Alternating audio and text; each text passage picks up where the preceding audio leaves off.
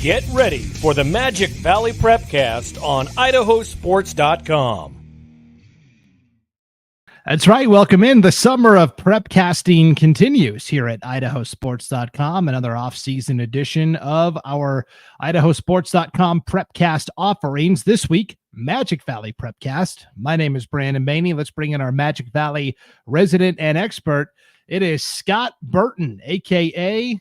Tin Cup. What's up, Kevin Costner? Oh, it is golf season, my friend.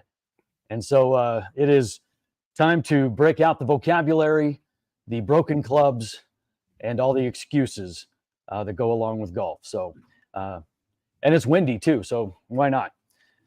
How we doing, Brandon? Doing great, doing fantastic. As a reminder, this is kind of an off-season Prepcast interview series we're doing throughout the months of June and July. We have gone through, it is July now as we're recording this, Scott. And so we have gone one time through the batting order. We basically bring you one interview per week, and it's from any of the four regions that we cover on a weekly basis: the North Idaho Prepcast, the Treasure Valley Prepcast, the Magic Valley Prepcast, which is this one, or the East Idaho Prepcast. No matter what, you're getting an interview every single week. It may not always be from the Magic Valley, but there's been some really good cross promotion. And so already in June, we had four really diverse interviews. We had an interview with Ethan Ingram, the first player in Vision Charter basketball history to sign to play at the college level. We had an interview, Scott, you and I did an interview with Richard Whitelaw from the Sun Valley Community School. He's the AD and the boys soccer coach there. Talked about that little gem tucked away up there in the Sun River. And so we also talked to Christian Colonel, the head baseball coach of the Highland Rams. That was a really deep, long interview because he's experienced it all. He got all the way to AAA, nearly got to the big leagues, got to big league spring training a couple of times, never made it. Dealt with alcohol abuse problems, has overcome that, and is just a champion every day in life now. It was really inspiring interview we did with him. And then we wrapped up with Michelle Barger, the girls basketball coach up in Grangeville. That has been a girls basketball factory in the 10 years that she's been there. And we got to know what life is like in Grangeville a little bit as well. So it was a good time, Scott. This has been a good trip through. And so here we are back for our second and final interview in the Magic Valley portion of this. Yeah, no, it's been a nice little change of pace, nice little curveball. I mean, obviously, there's not many scores and things to report, but, you know, just the kind of the inner workings and behind the scenes stuff is super interesting because, I mean, like we always talk about on our Prepcast, it's like, you know, beyond the box score, what's the story behind everything? And that's what, you know, these summer series interviews are doing, kind of bringing you a different perspective of what goes on that people don't see. And it's been very, very interesting. All of our guests have been amazing, and they all have their own unique stories to tell, their own perspectives. And, you know, today's guest is no different. Yeah, so we get your perspective every week as an athletic director, but also as a former coach and a teacher, which is good. We got the perspective of an athletic director at a smaller school from Richard Whitelaw, the Sun Valley Community School, and also a coach. Today, we're talking to another athletic director, but that is just a small piece of the pie in terms of what we're going to talk about because he is also a basketball official and he is the District 4 basketball commissioner. He's the guy that's in charge of scheduling all the basketball referees throughout the entire District 4 stratosphere, 31 schools in all. Without further ado, let's bring on our guest, Scott. It is Randy Winn, the athletic director from Burley High School. Randy, hello. How are you gentlemen today? Hey, Randy. Good to see see you. Absolutely. Now, Scott is the athletic director at Jerome. Randy is the athletic director at Burley. You guys probably talk 600 times throughout the year. You probably thought you were going to get away from Burton finally during the summer, Randy, but here we are. We're roping you back in. Oh, Scott's a great guy. I love him. So no, it's great to talk to him anytime. So. Oh yeah, absolutely. That's the cool thing about us is, I mean, Randy's a good friend of mine, and all of us ADs in the Great Basin, we're all pretty tight and we all get along really well, except for that Trinkle guy. But you know, other than that. Oh, Brady Trankel from Minico was the first AD guest we had on the show, Scott. So it's only fitting that we continue to climb that ladder, go higher and higher here on of course, we're just kidding. Of course, Brady is a great guy over there.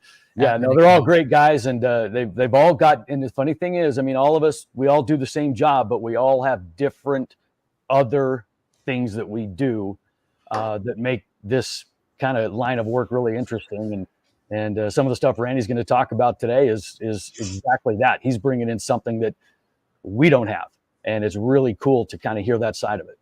For sure. As a reminder, you can watch this on the IdahoSports.com YouTube channel, Facebook page, or Twitter account. You can also listen to this at IdahoSports.com or wherever you download podcasts. We'll put it into the Magic Valley Prepcast feed. We've got Sam Buffington. He's watching on Twitter today. Hi, Brandon. Hello, Scott. Hello, Randy. Had to come over on Twitter. His YouTube feed is glitching technology these days. I mean, Randy, probably just in the time you've been at Burley in terms of scheduling the officials, the technology has probably helped you out immensely. Oh, 100%. I remember when I started 30 years ago, our old commissioner, Reed Tucker, Scott might remember him. Yeah, I do. And after that, Brent Kurbs. And they did it by hand. And you'd wait for your schedule to come in your post office box. And I can't even imagine what that would be like now. No clue. That's just, yeah. I couldn't do it. I wouldn't do it. Oh, and it's like the early days of fantasy football, right? You had to go through the paper, write down everybody's stat line, and then total it up by hand. Absolutely.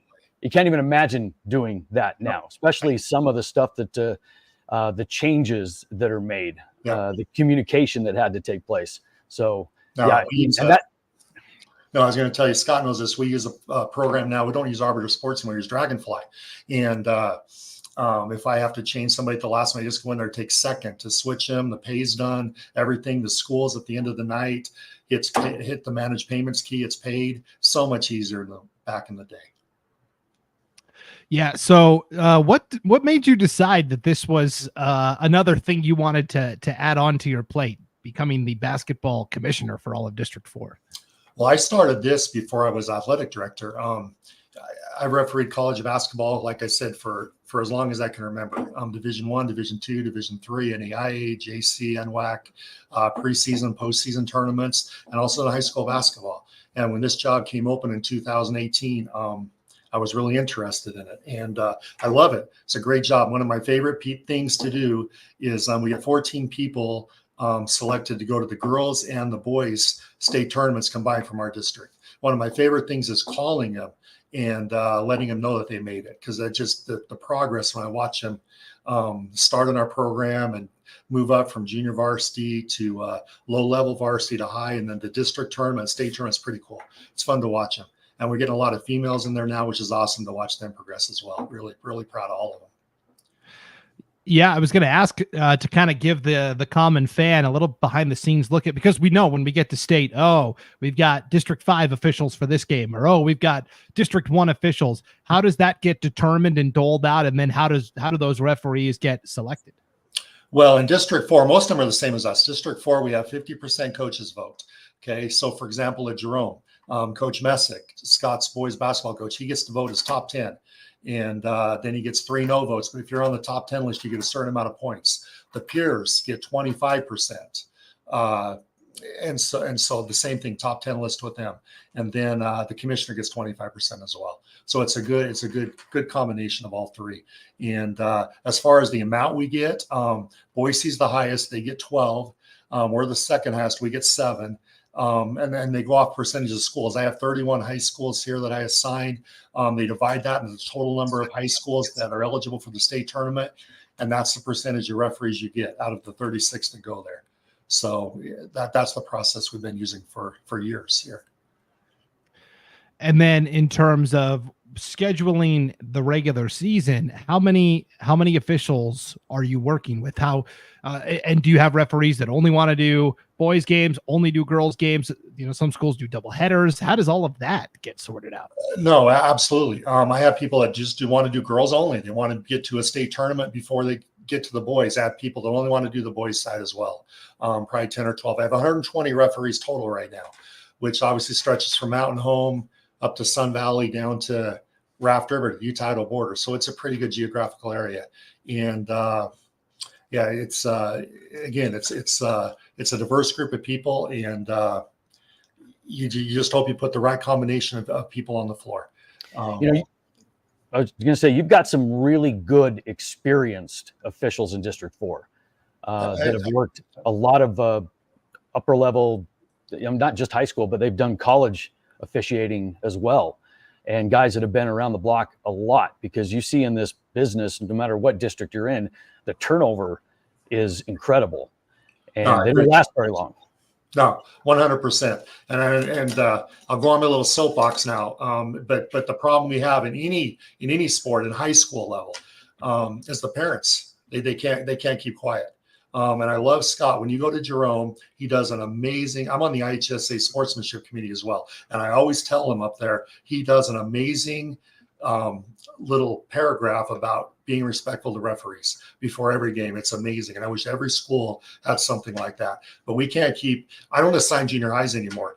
We don't, for one, 120 people is barely enough to get through our 1,600 games in the high school. But on top of that, it was becoming a cesspool of parents just running my young people off. They don't want to do it anymore because of the negativity from them.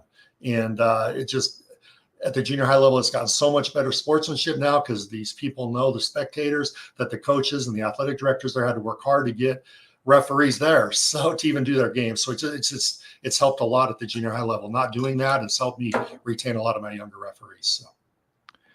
Yeah, that's a shame, because you would think the middle school level would be the perfect spot for kind of like minor league baseball, right? A low stress spot for a new official to kind of learn and get a rhythm going. I 100% agree, but it's not. I mean, it's a great idea. If we could have closed doors and just referee without the crowd, it'd be great. But it's just over the top at the junior high level. Yeah, well, it's funny you mentioned that, because during the COVID time where we had those limited crowds, it was so bizarre to watch the players and the coaches and the 3 fans that were there, because, if any one of the fans said anything, it was echoing off the walls and everybody knew. So they pretty much kept quiet for the most part. But what I noticed was the kids relaxed.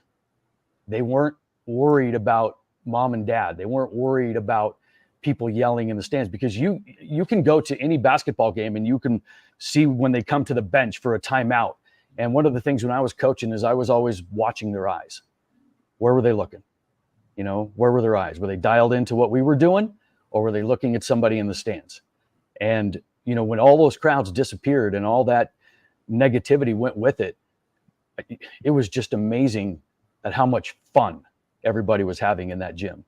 And as athletic directors, we talked about this too. It's like, man, do we have to bring them back? I guess we need the gate. We got to pay people. But other than that, it was a different time. And then you would think that coming out of that, you would be a little bit more appreciative of what you had, because it was taken away from you.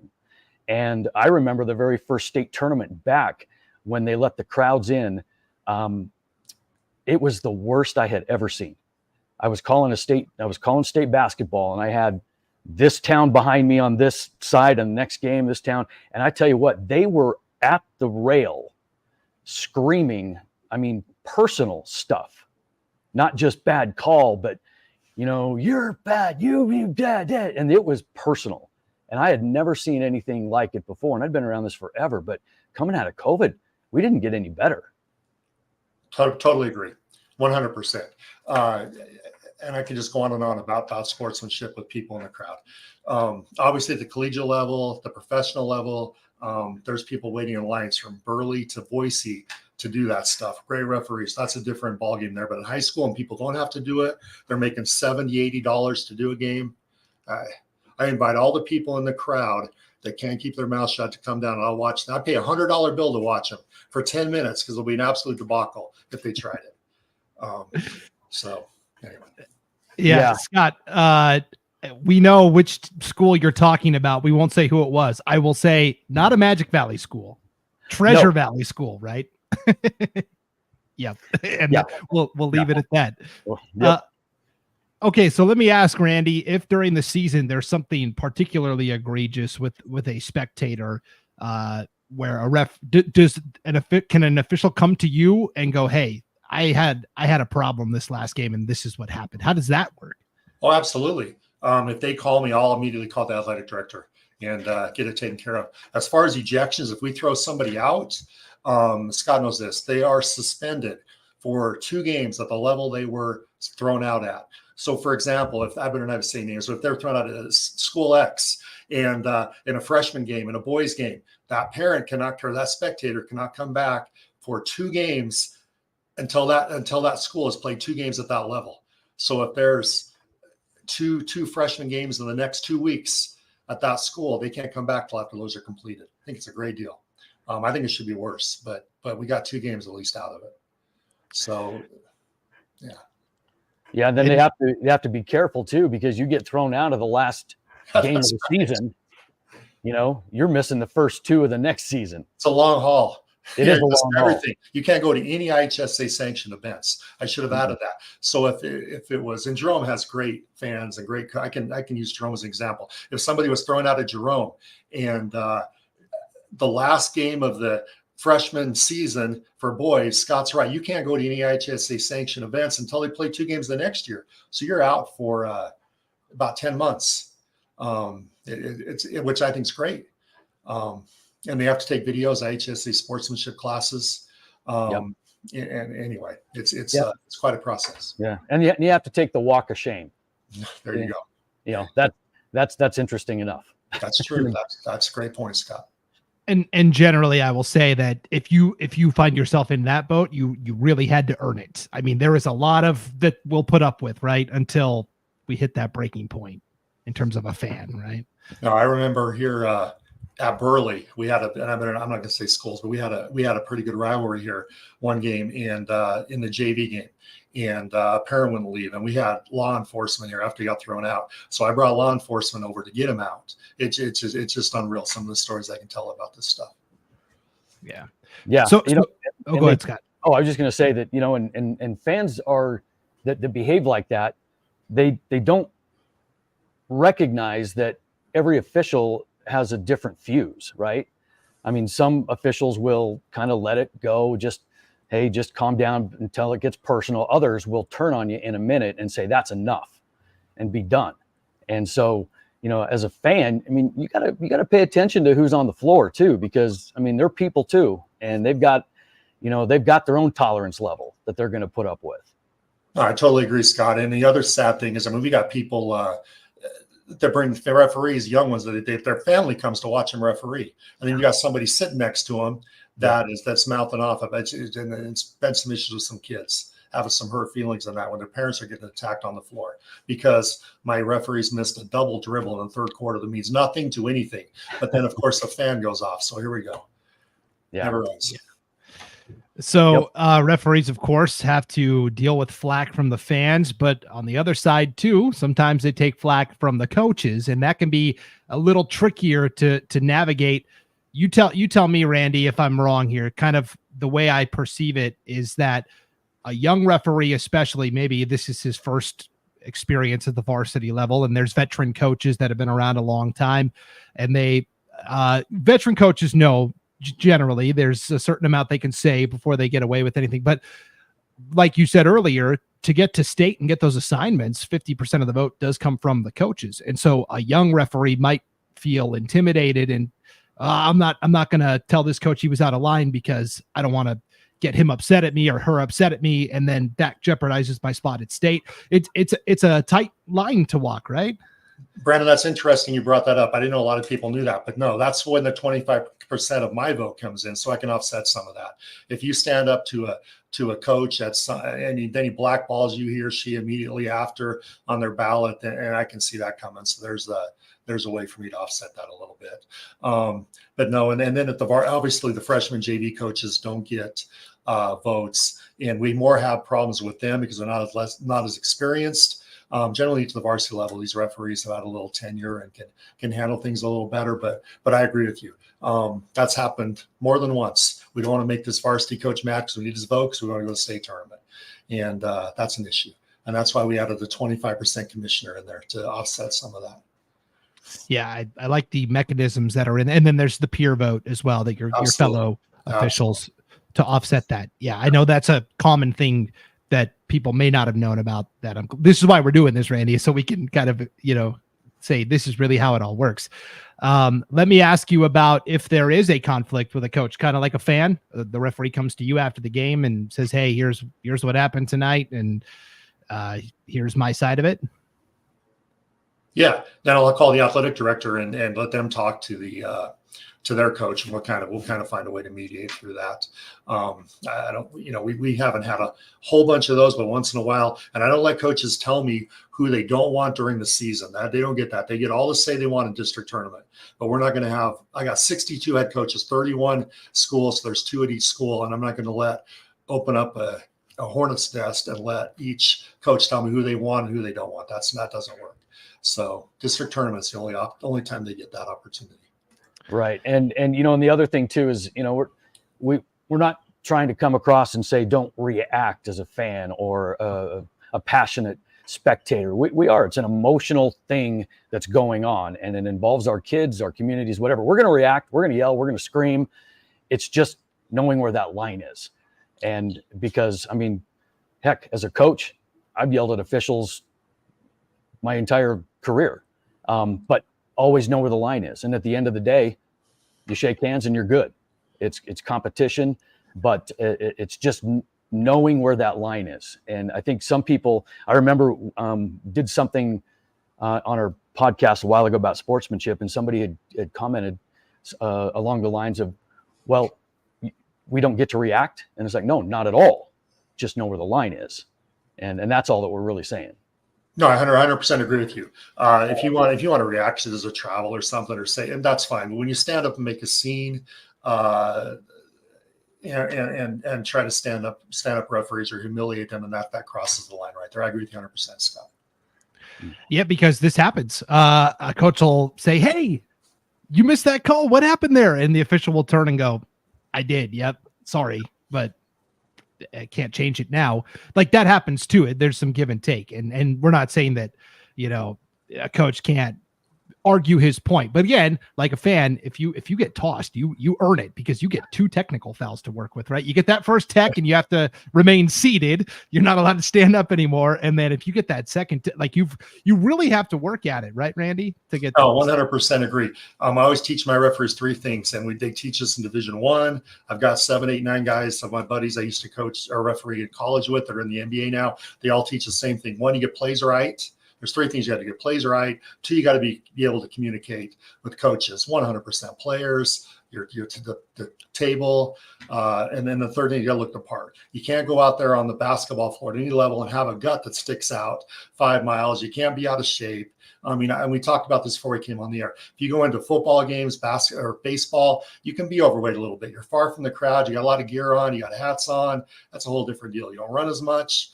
Basketball is a whole nother animal. And anyway, those are the 3 things we like to teach referees. Yeah, and as a coach, you pay attention to those things too, because if you act the part, you want an official that makes the call like they know what they're doing. Absolutely. Authoritative, they're in charge, but at the same time, they'll talk to you. And you get the balance of those 2 things, then a lot of these problems kind of take care of themselves. And some of those experienced officials, they know that, because they've learned what it takes. It's the inexperience that kind of has that tender skin, that everything's personal, and it's tough, because once that starts to happen, then they don't stick around very long, But to get to that point as an official, you have to be seasoned. You've got to have some thickness to your skin, and you have to realize that it is not personal. No, I can still remember when you were talking right there. I was just thinking of this. I remember doing Fresno State one year. Steve Cleveland, who used to coach at BYU, was the Fresno State coach. And he came up to me. They were at Montana State. It was a big game because they were in the top 25, and a big deal for a top 25 team to come to Bozeman. And it was pretty emotional. And Steve thought we missed a call close to the end. And I went up to Steve and I said, "You know what? If it's their coach, I missed it. I don't know what to say." And you know what? He said, "I have no response to that, Randy. How can I argue that? You got to know how to communicate with coaches Obviously, you can only use that line once in a game, but you can't. You got to be able to communicate. Like Scott said, everything is not personal. They're in it trying to win. You just got to find a common ground between both of you. I think it generally, if you're a coach, you can catch more flies with honey than vinegar. And if you're a fan, especially, like, it's got to be positive, and it's all, I think, should be all teamed, like, nice job, guys, or like, way to go. Like, once you start getting negative towards individual players or referees, it's just a recipe for disaster. Yeah. Oh, go ahead, Randy. No, I agree with you on everything you said there. Communication is the key. So you talked about you were reffing a big game with Montana State. You got any other cool refereing stories from your long and storied career? Well, there's I could say them. I'll talk to them all day. As far as tough calls, or as far as things I've seen, I remember the first NBA training camp I did, the Utah Jazz one, and Jerry Sloan was the coach then. And we were, when you do the NBA training camp, you're there for 4 days. You kind of sit off to the side. Then when they want to scrimmage, you come on and do it, and then go off. And I remember right before we came on the second day, there was an undrafted rookie from Rhode Island. I still remember this, that was trying to make the Jazz roster. And he kept his drawstring out. His drawstring on his shorts kept coming out. And Jerry Sloan hated that, absolutely hated that. He kept telling him over and over, you tuck that drawstring in. Everything's tucked in. And it kept coming out. And obviously I'll do the adjectives out of this, but Sloan went off on him and told the staff there about 3:00 that day, you get him out of my town, back to the airport, he's done. I mean, just things like that. Yeah. And then we didn't really want to go on the floor after that. But I remember Coach Phil Johnson said, it's okay, guys, you'll survive, just come out. But I mean, that's when Sloan had Boozer and Karolinko and Williams and some of those pretty strong personalities. And yeah, they even told the line with Coach Sloan there. And maybe the other story I can think of is not a few years ago, probably 15 years ago, I had Idaho State, kind of a rivalry game for the state of Idaho. And it's the first game they had in Holt Arena for quite a few years. And we're halfway through that. It's 37-10. Idaho State's up. George Pfeiffer was the coach at University of Idaho at the time. And it went out, and it came back on. The power came out. It came back on. The team fouls that showed were 4-4. And Coach Pfeiffer swore it was 5-4 in favor of him. And he was throwing a fit. And he was down 37-10. It doesn't matter. They weren't very good. And anyway, so Randy, and we went to both the media people on the media table, went everywhere, went to both books. George, it's my other two partners. We all went up and said, it's 5-4. What do you want us to know? It's 4-4, Randy. We're going to protest or whatever. So he gets fired that year. He loses by 80, gets fired that year. The next reason, Montana State Billings, Division II school. We go up there on a Tuesday. When we go up to Billings, we went there on a Thursday and a Saturday. And the Thursday had University of Alaska Fairbanks there. And I remember it was easy. He got killed. I was done in literally less than an hour. And the next day I slept in a little bit. I wake up, I got 18 missed calls literally from my supervisor saying, Randy, what happened last night? And I said, what do you mean happened? Montana State Billings lost by 40 or something. Fairbanks just ran them out. He said, no, well, every coach in the GNAC level, they get a vote 1 through 5 of how your performance was. 5 being the best, 1 being the worst. He said, Randy, Coach Pfeiffer put both your partners 5, and somehow he overrode the system and put you a 0. So he was still mad from the year before when he was mad about that one team foul. So you never know about what coaches think. You have no clue. But he did not like me because the year ago I didn't put an extra foul up against Idaho State. So anyway, and I remember the 2 days later we had University of Alaska Anchorage there, and I had a hard time shaking his hand afterwards, but we survived. So, but anyway, I can tell stories like that all day. Sorry. No, that's great. Yeah. What is the funniest thing a coach has ever said to you? Something in the game that just made you stop and actually laugh? Oh, I don't know if I've ever laughed. I can go back to probably when Roger Reed just got let go of the Phoenix Suns job, and he was at BYU before that, and he was at Snow College, and I was down there doing a game of snow. I don't know who they were playing. And he got on us for a call, and I pulled out my respect line. I come up to him, we're in the media timeouts. He didn't like a call. I said, Roger, I respect you. we're not going to miss calls against you. You got too much respect. And then he went off on us saying, you better respect me. I've coached here. And I went back to my partner and said, well, that respect line didn't go over very well there. But just things like that. I don't know. There's all kinds of communication fun. And we liked Roger, but he was a little heated at the time and we survived it and moved on. So. It's funny because, Brent Clark and I coached basketball together forever. And we would have the most fun with the officials, just cracking jokes as they would walk by. And, we were kind of co-head coaches. And so kind of our running joke was one of you needs to sit down, right? And it's like, and we'd always say, I can't, forgot my donut. Hemorrhoids, and that would kill them on the floor. And some of them took us seriously and realized, what, can you squat? Can you do something? And we would play with it. And I'll tell you one story real quick that we did with some young officials. And at the end of the day, we were all cool and friends and whatever, but we had just finished coaching varsity basketball and we're just kind of working our way back down the ranks. And we were coaching ninth grade boys, right? And we went to a game over at Robert Stewart. And so we were at Stewart and Brent and I were just kind of having fun. And these two brand new officials walked out. I mean, they were fresh out of the officiating womb, so to speak. I mean, they were squeaky clean, brand new. And we didn't know who they were and they didn't know us. And we'd been around for coaching this for 20 years and we didn't know them. So let's have some fun. So they came over and they said, who's the head coach? And pointed to me and said, are you the assistant? And so Brent and I had concocted this plan. And Brent goes, no, I'm his caseworker. We have just adjusted his medication and I'm just here watching because he's unbalanced right now. And so he may say some things, do some things, act in a way. I am just here to observe at the end of the bench, but I just wanted you to know that I'm his caseworker. And boy, did those two just eat it up. And they're, oh yeah, absolutely. We'll keep that in mind. And, and so as soon as he said that, I started like ticking, just doing stuff. And they were just eating it up, taking me seriously. And, a couple times I kind of stepped out onto the floor during a game, stepped back, and they were just letting me do whatever I wanted. I didn't cross any lines that would be, egregious or anything. Right. But at the end of it all, we went up to him afterwards and told him kind of, hey, we're just messing around. And boy, did they get a baptism on that first game they had with us. And cool. Those are the great stories that I remember from coaching. That's awesome. I wish all coaches were like that. That's really cool, Scott. Yeah. That's a funny story too. What you don't know is he's still being observed. His caseworker is actually just talking. Watching. Yeah, I've gone through multiple caseworkers already. It's they don't stick around. They was like, we can't help this guy. There you go.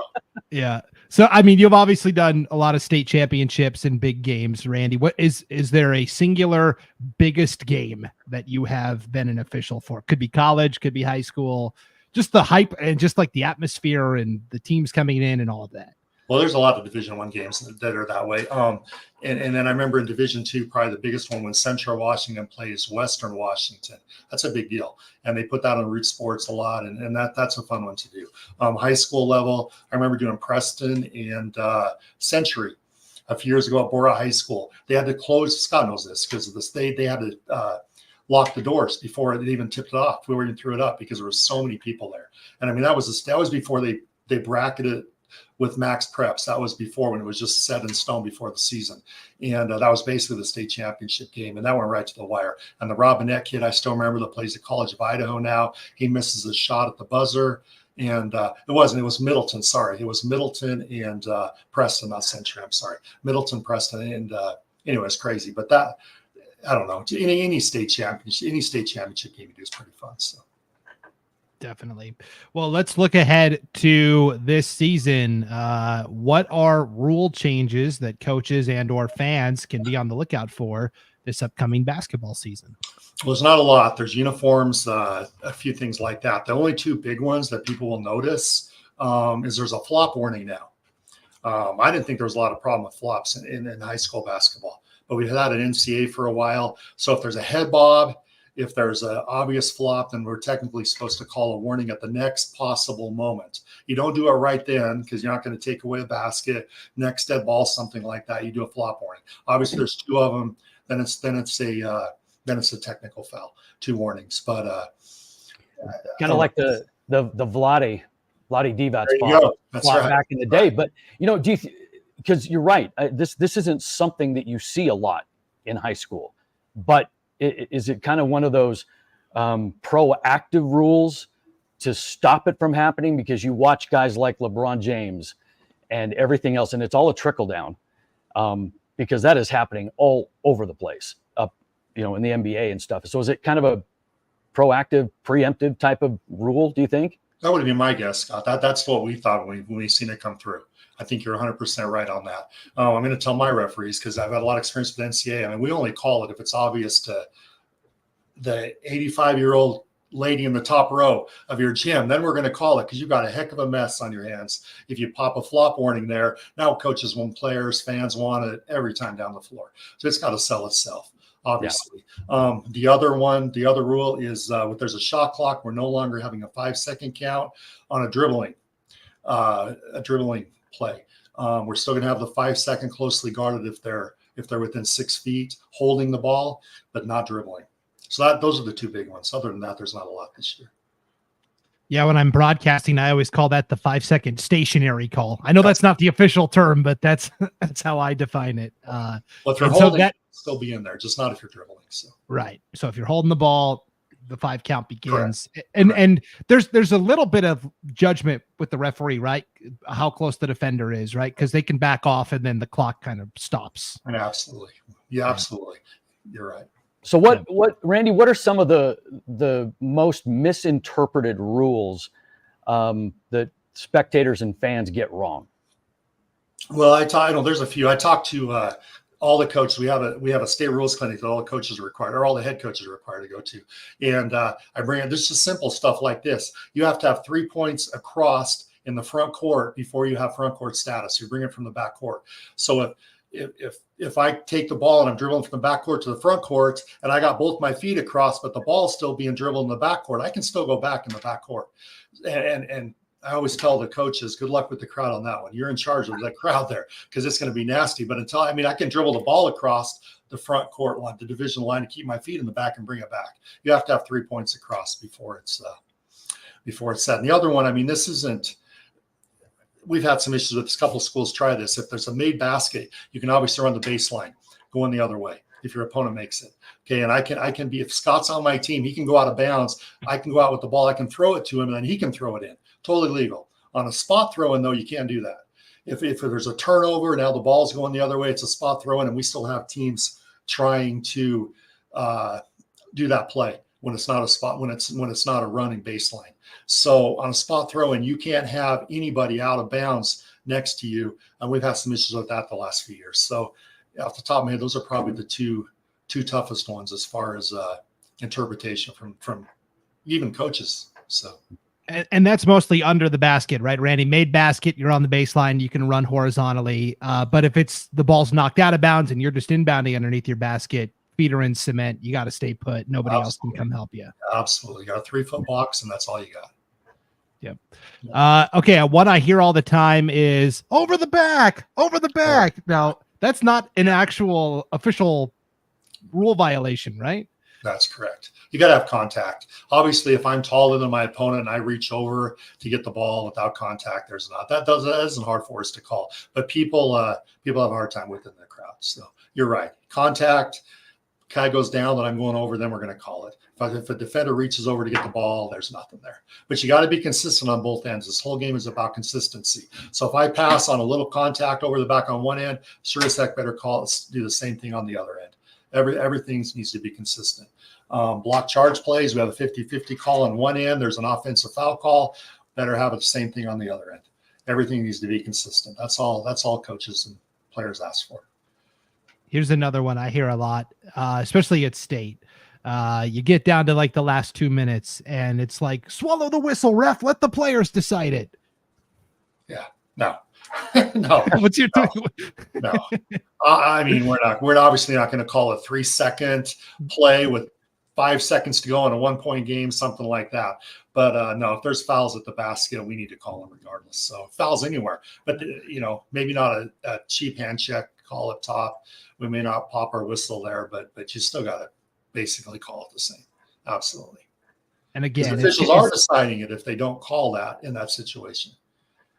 Yes, that's a great point. You are deciding it the other way potentially. Yeah, that's absolutely. A good point. For Absolutely. Sure. I think the other one, go back. I was just thinking of one more play, and I wish they'd take this out. I have harped, and so is the state of Idaho on this, but they won't take it out of high school basketball. We don't think coaches should be able to make a timeout call during a live ball. We got a minute to go in the game. Jerome's playing Twin Falls, for example, and all of a sudden the ball's loose and we got coaches screaming for timeout.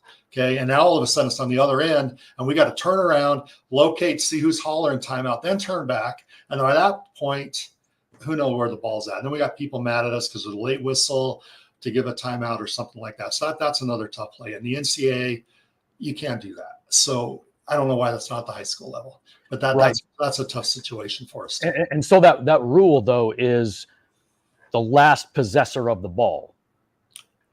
Correct. And so like if somebody's, and we see everybody erupt over those calls too. It's like I'm dribbling or I make a pass and it's going out of bounds. It's bouncing towards the baseline.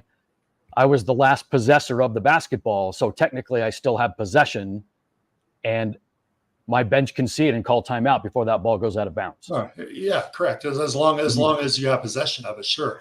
If it's a loose ball, then you can't, obviously. But generally, it's when the ball's loose and we got players diving on the floor to grab it, and then we're hollering for timeout. That's more the situation we're having an issue with that. Right. So, yeah. Right. So if it gets knocked away or dribbled off a foot or something along those lines where you give up possession of the ball, that's the determining factor that people aren't really catching on to. 100% agree, Scott. 100% agree. Yeah. Definitely.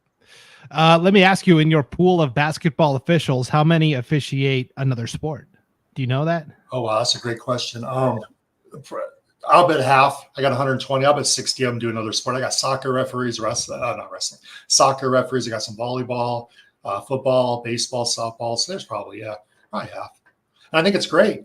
I mean, it teaches you all kinds of different fundamentals at all the sports. So I think it's a great deal to have people do a lot of sports. But I got some that only want to do basketball. So that's, yeah.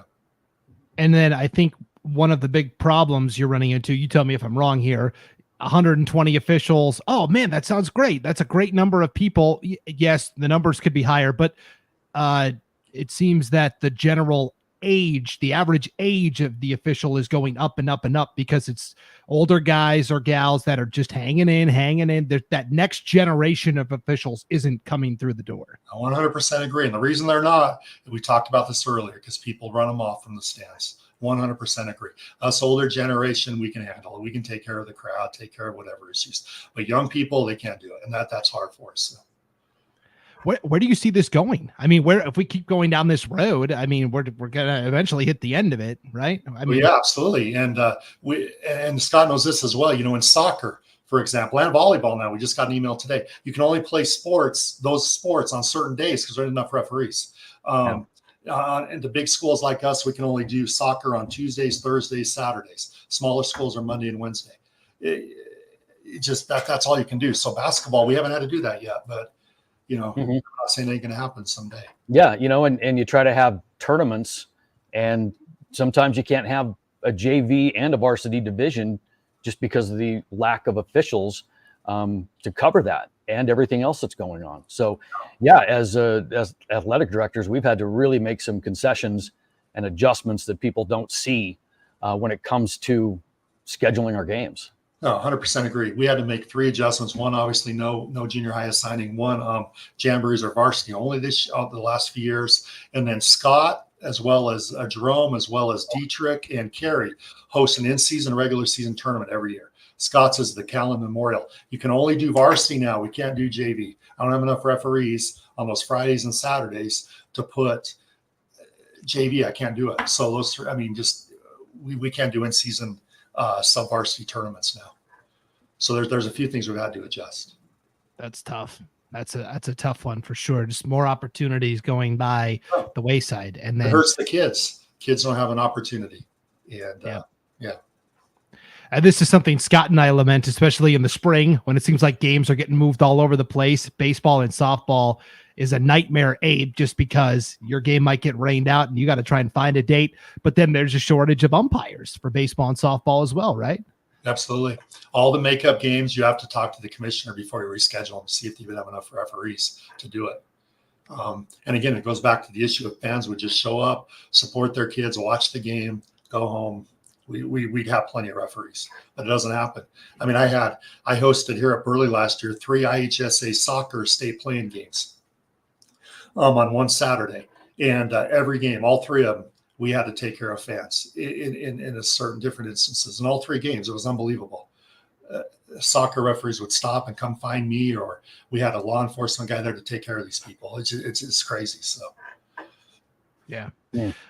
We hope it gets better. But again, when parents are complaining that their freshmen and JV kids don't have opportunities, I mean, that's part of the problem. 100% agree. So, okay. Go ahead, Scott. Oh, no, I was just going to say, and then you get into these rivalry games between schools.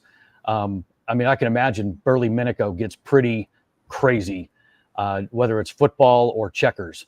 One of the greater rivalries in the state of Idaho is Burley Minico, and so when that happens, and it used kind of Jerome twin in a way, you're always kind of everybody all hands on deck, because that's when all of the emotions come out in those rivalry games.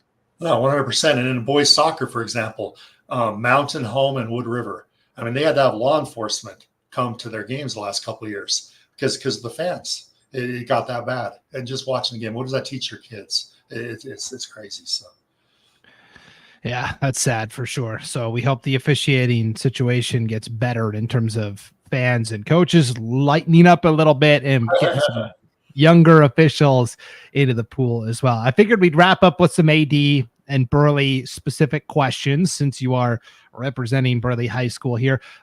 Scott, I kind of have asked you this in the past. Jerome hosted state speech this past year. You hosted a state soccer playing game. Obviously, Burley every year is hosting state basketball, state soccer playing games. How does that work, Randy? Do you reach? I mean, when it first started, did you reach out to the IHSA and say, "Hey, if you ever have any state playing events, we'd be interested," or did they approach you and go, "Man, you've got really nice facilities"? We're kind of like in Burley. I don't know if we're lucky or unlucky, but we're kind of in the middle of District 3 and District 5-6. So they kind of like to meet here, and we do have good facilities. And that's kind of why they come here versus a few other schools right next to us. But it's more the location. It's just convenience, kind of a halfway meeting point between schools. So that's kind of why I get the lion's share of them. And tell me if I'm wrong here, but this is something that you're not having to scramble to find people to staff the event, right? The IHSAA is in charge of that, and they staff everything.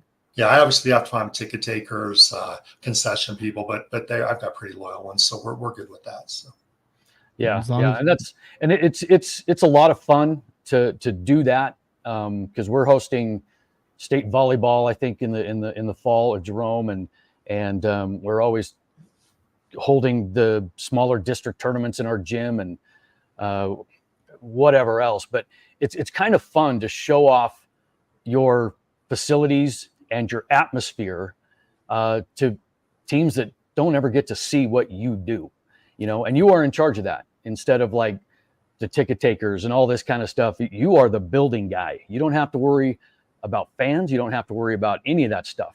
You worry about the presentation that you are going to give these schools coming onto your facility. And that's the part I like about hosting. I agree 100%. They come to Burley, it's a representation of our city, our school, and it makes you proud when they come in and say, "Hey, this is a really nice facility," or "Hey, really appreciate you hosting," or something. I agree 100% with Scott. That's really cool. So, yeah. And then I was going to ask about, just in the last couple of years at Burley, a lot has changed, not in terms of, the people that are playing there, but the eyeballs that are looking at Burley, because you've had the pleasure of having not one, but 2 high-end caliber Division I athletes come through those hallways at Burley High with Amari Whiting, one of the most accomplished girls basketball players in Idaho history. And of course, Amber, her mom was the head coach, and now they're both at BYU. And then Gatlin Bear just wrapped up an outstanding football, track and field career. And of course, he is going to go to Oregon to play football for the Ducks. And so what has that been like just the last couple of years to have a lot of attention and a lot of people outside of Idaho looking to Burley, Idaho as this haven of athletics? Yeah, it's crazy. Use Gallon, for example. Last December, we had Jim Harbaugh himself here in our hallways going to recruit him. It's crazy. Then the next day, the Oregon coach was here. Before Andy Avalos got let go from Boise State, he was here a lot. And I know when Amari was here in her junior year, I think it was, we had a lot of schools here watching her. So it's crazy. And then, as Scott knows, as the athletic director, you get asked a lot of questions about athletes, how they're doing, which ones. And it seemed like those two took most of my time as far as answering questions, kind of like being their agent for a little bit, because you're talking about or asking questions about them and stuff. So it was fun. It was fun. And we'd have people that would show up that we'd never seen here before, that would just come to watch them, pay money to watch them play and participate. And that's a fun deal as well. So. Yeah, and it's cool. And I can only imagine the experience that, your school was going through and your coaches were going through. But those younger generations looking at this, it's got to do nothing but inspire them. So if you can get something like that, that could be an incredible motivational tool for those younger kids and give them something to aspire to, because we all know that, participation is dwindling as we get older. But having a little nugget like that certainly can't hurt. No, it absolutely helps your program. I mean, those young kids looking up to, for example, Gatlin, they want to come play football here. Girls basketball, they want to come play because of Amari. I mean, no, and then they come, and Amari's come back here and going to host a summer camp. So, I mean, it's nothing but a positive. Scott's 100% right. Nothing but a positive for your programs and your school. That's awesome. Okay, so let's plug the camp. Amari's coming back this summer to host the basketball camp? Yeah, don't ask me specifics. I wasn't ready for that. But okay. I'm sorry. I don't know exactly the dates, though. Okay. Stay tuned to Burley social media for more details. There we go. Okay. Well, Randy, it's been an absolute pleasure to have you on to talk about mostly officiating, but Burley as well. I mean, that was when I first moved to Idaho 5 years ago, that was one of the first places I went to call a game. And I was like, oh man, this field is awesome. And then, you kind of like raise that bar of not everybody's got facilities like Burley's got. And so I saw like one of the best, like right away out of the gates. That skewed my perception a little bit. Yeah, we're pretty fortunate here. We're very fortunate for our facilities. I agree with you. Yep. Yeah. And Scott, I know you are going to be talking to Randy tons throughout the school year. So we appreciate you hopping on for an off-season chat with one of your colleagues in the Great Basin Conference as well. Oh, absolutely. And a good friend as well. I appreciate both of you very much. So thank you. Absolutely. All right. Randy Winn, athletic director at Burley High School, also the basketball commissioner for all of District 4, in charge of all of the officials in District 4. All right, Randy, have a nice 4th of July and enjoy the rest of your summer too. Thank you guys. See you guys. All right. Take care. Randy. You bet. Yep. All right, Scott, there you go. A little longer one, but you get talking basketball and refereeing stories and stuff, and you could talk all day. So. Oh yeah. Yeah. I mean, again, just another perspective that is kind of interesting to listen to. It's beyond the surface, and that's kind of what this whole summer series is about. And Randy's a guy that's been around the block a million times when it comes to basketball officiating, and he knows his X's and O's and P's and Q's and all that kind of stuff. And there's no one better to talk to than him, and so appreciate his insight, because it's right on the money. Absolutely. So hopefully we helped dispel some myths and some misconceptions amongst the basketball viewing public. And who knows, maybe they'll use part of our interview as the training for. Yeah. Listen to this story about hemorrhoids. Don't do that, or be ready for this, or whatever. Yeah. I got really a lot of those, I can tell you. Rule number 1 is they got a picture of you and they're like, if you see this guy in the gym, don't believe a word he says. And yeah, exactly. Only every third thing out of his mouth is going to be true. He's going to fill you full of wrong information for a long time. Yep, for sure. So, well, as we navigate our way through July here on IdahoSports.com, what's happening on the website? We wrapped up our Team of the Year contest. We had a huge bracket of 16 teams, a champion from 16 different sports, and fans voted every week. And the Sugar Salem girls soccer team won the whole enchilada, Scott. They beat the Orofino baseball team in the finals. It was hotly contested. I still have my Orofino Live Like Drew bracelet on since I called the state tournament up there. So I was glad to see them at least make the final. It was hotly contested, over 1,000 votes in that final. So that was fun to watch. It was fun to watch all the banter and all the promotion going on, and people just kind of pleading others to vote for us. But it got some momentum, and that was fun to watch. Yep, for sure. So that is now in the rear view mirror. We will start this week, Scott. We do this as a build up to the high school football season. We're going to be breaking out our top 10 lists. We do a top 10 at each position.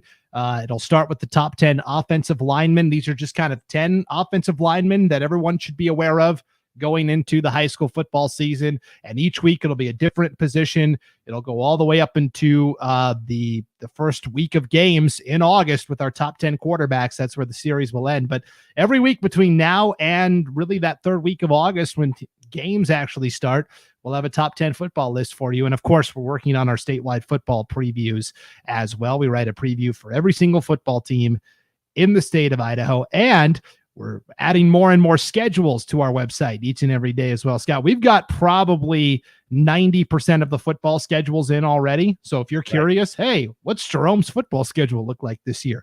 You can go to IdahoSports.com. We've already got it for you. We're working on volleyball and boys and girls soccer as well. So if you don't see your favorite team schedule in there now, just keep checking back. I'm only one person. I can only add so many a day, but yes, data entry is not quick.